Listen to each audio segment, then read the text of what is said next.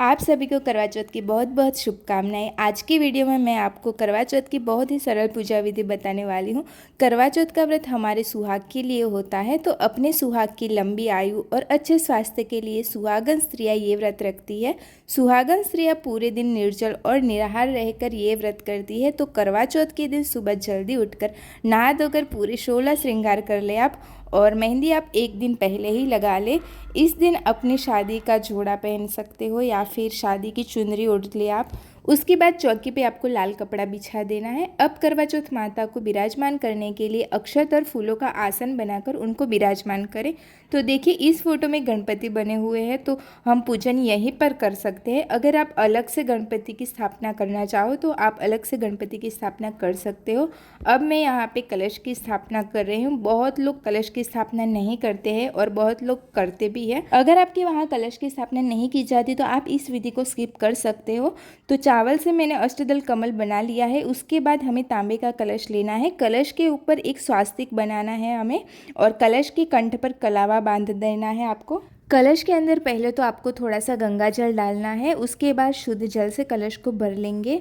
उसमें हल्दी, सिक्का, सुपारी, थोड़े से चावल और फूल कलश के अंदर डाल देंगे। और अब हम आम के पत्तों से इसको सजा लेंगे और उसके ऊपर आपको नारियल रख देना है, और आम के पत्तों को और नारियल को टीका ज़रूर कर ले। इसके बाद कलश को अष्टदल कमल के ऊपर स्थापित कर देना है। और हमें इस तरीके के 2 करवे चाहिए होते हैं। इस तरीके का हॉल होता है करवे में। तो यहाँ पे मैंने एक सजा हुआ करवा लिया है और एक सिंपल वाला करवा लिया है। आप चाहो तो दोनों सजे हुए करवे भी ले सकते हो। और एक करवे में आपको मिठाई भरनी होती है। आपको इसमें खिला, पतासा, ड्राई फ्रूट्स कोई भी मिठाई भर सकते हो। इसको पूरा भर देना है। और एक करवे में आपको जल भरना है और होल में आपको सिरकी लगा लेनी है, कुछ इस तरीके से। तो इस तरीके से 2 करवों को तैयार किया जाता है। जो जल वाला करवा होता है वो हमारा होता है, और मीठा वाला करवा होता है वो पार्वती माता के नाम का होता है। और इस जल वाले करवे से हमें चंद्रमा को अर्घ्य देना पड़ता है। तो इस करवों को हम ढक्कन से बंद कर लेंगे और गेहूं के ऊपर इनको स्थापित कर लेंगे। तो इस तरीके से हमारे दोनों करवे तैयार हो गए हैं। अब गंगा जल से इनको छींटा दे देंगे हम, और वस्त्रों की भावना से हम इनको कलावा समर्पित कर देंगे। अब करवा माता को हमें चुनरी ओढ़ा देनी है। इसके बाद हमें गणपति जी का, करवा माता का, चंद्रदेव, सूर्यदेव और फोटो में जितने भी देवी देवता है उनको तिलक कर लेंगे। देखिए अगर आप 2 जन पूजा कर रहे हैं तो आपको एक ही करवा अपना तैयार करना पड़ेगा, आपको 2 करवे तैयार नहीं करने पड़ेंगे। तो यहाँ पे मैंने गणपति जी को जनेऊ समर्पित कर दी है और दोनों कलवों को भी टीका कर लेंगे। इसके बाद आपके पास जो भी फूल हो वो सभी को समर्पित कर देना है आपको। अब करवा माता को हम सुहाग का सामान भेंट करेंगे। तो इस तरीके से करवा माता को छुआते हुए हमें सुहाग का सामान समर्पित करना है। दान दक्षिणा के रूप में आप किसी भी तरह का कोई भी अनाज ले सकते हैं। यहाँ पे मैंने गेहूँ लिया है और कुछ रुपये भी हमें रखने हैं इसमें। आप बाजरा भी ले सकते हो, चावल भी ले सकते हो, आपके पास जो भी अनाज है वो आप ले सकते हो।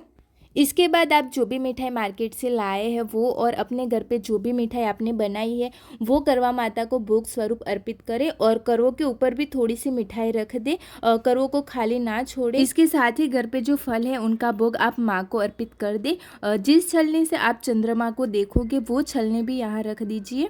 और एक मिट्टी का या फिर आटे का दीपक आपको लेना है, क्योंकि छत पर हम पूजन करने जाएंगे तो दिया हमें वही छोड़कर आना होता है। सुहाग की जब भी हम पूजा करते हैं तो सासू माँ का बायना ज़रूर निकालते हैं। तो इसके लिए आपकी सासू माँ जो भी पहनती है वो साड़ी या सूट पहनते हैं, तो आप उनके लिए वो ले लीजिए। और उसके साथ साथ श्रृंगार की सामग्री भी लेनी है आपको। इस सामान को यही चौकी पे रख लेंगे और चंद्रदेव के पूजन करने के बाद सासू माँ को इसे दे देंगे।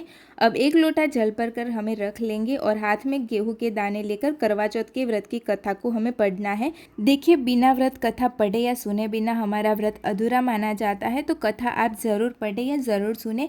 कथा संपन्न होने के बाद हाथ में जो गेहूँ हैं उनको हमें करवा माता को समर्पित करने पड़ेंगे। थोड़े गेहूँ थोड़े से ये जल के लोटे के अंदर आपको डालने पड़ेंगे, और थोड़े गेहूँ आपकी साड़ी के जो पल्लू है उनमें या आपने जो चुन्नी ओढ़ी है उसके पल्लू में बांध लीजिए। और जब चंद्रदेव को अर्घ्य देंगे आप, तब ये गेहूं के दाने अपने कलश के अंदर डालकर चंद्रदेव को अर्घ्य देंगे।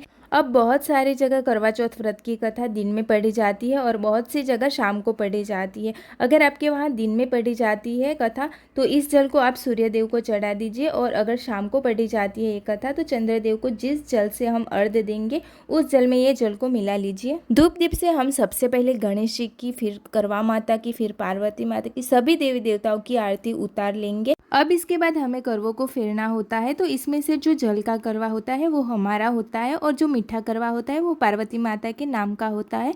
तो इस तरीके से हाथों को क्रॉस करके हमें और 7 आपकी बार करवे करवों एक को दूसरे फेरना से होता टकरानी है। नहीं चाहिए, इसका ध्यान आप ज़रूर रखें। और करवों को आपस में फेरते हुए हमें बोलते जाना है कि पार्वती माता सुहाग दे, यानी कि पार्वती माता का सुहाग जैसे अमर है उसी तरह से हमारा सुहाग भी अमर रहे। और 7 बार फेरने के बाद जहाँ पार्वती माता का करवा था वहाँ हमारा करवा आ जाएगा और जहाँ हमारा करवा था वहाँ पार्वती माता का करवा आ जाएगा। अगर आपने सिर्फ एक करवा लिया है तो इस करवे को हमें हाथ में लेके करवा माता की तरफ दिखाते हुए 7 बार करवे को फेरना है और साथ में हमें पार्वती माता सुहाग दे ऐसा आपको बोलना है। इसके बाद आपको करवा माता और पार्वती माता से अपने पति की लंबी उम्र की कामना कर लेनी है। तो इस पूजा के बाद आपको चंद्र पूजन करना है, चंद्रमा को अर्घ्य देना है। इसके बाद पति की पूजा करके और सासू माँ को बायना देकर आपका व्रत पूरा करना है आपको। और जो सुहाग का सामान हमने समर्पित किया है उसे आप अपनी ननद को या फिर अपनी जेठानी को आप दे सकते हैं। इसमें से 1-2 चीज़ें सुहाग की आप अपने लिए प्रसाद स्वरूप रख लीजिए। तो फ्रेंड्स, करवा चौथ की ये पूजा विधि आपको कैसी लगी कमेंट में मुझे ज़रूर बताना।